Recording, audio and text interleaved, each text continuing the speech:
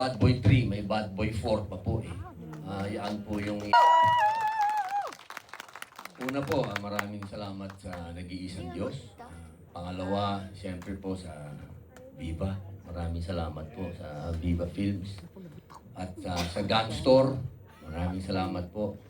At sa lahat po ng mga kasama kong mga artista.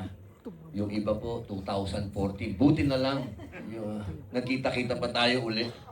Meron din po kaming mga kasama dito na nahimlay na. Kasi 2014 pa po ito ginawa.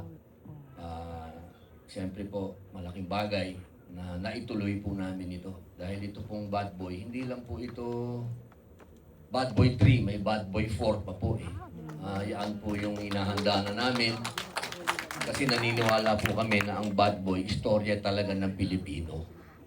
Hindi po ito tinopia sa ibang istorya. Kung hindi, ito tayo eh.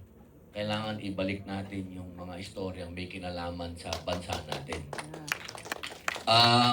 Gusto ko rin po magpasalamat sa nanay ko, pinanganak ako. Salamat ma, I love you, nakadilat ka ngayon. Excited si mama, ngumingiti pa. Sa lahat ng mga kapatid ko, maraming salamat. Sa mga anak ko, maraming salamat. Si Jerilyn po ang director of photography nito. At syempre ho, hindi ako magiging masaya kung wala yung asawa ko. Hello there.